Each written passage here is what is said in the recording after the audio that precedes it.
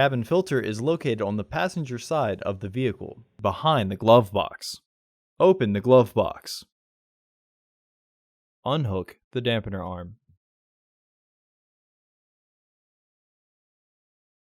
Push in on the sides of the glove box to release the stops and lower the glove box.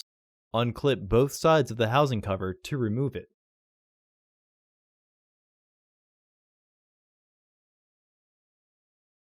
Remove the old filter from the housing and clean out any debris inside.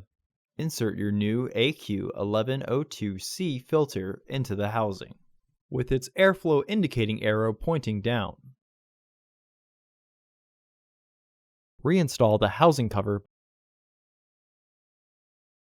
Reinstall the glove box assembly.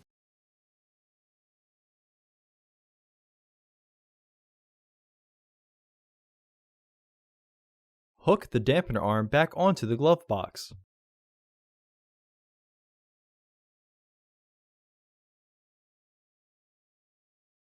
Close the glove box.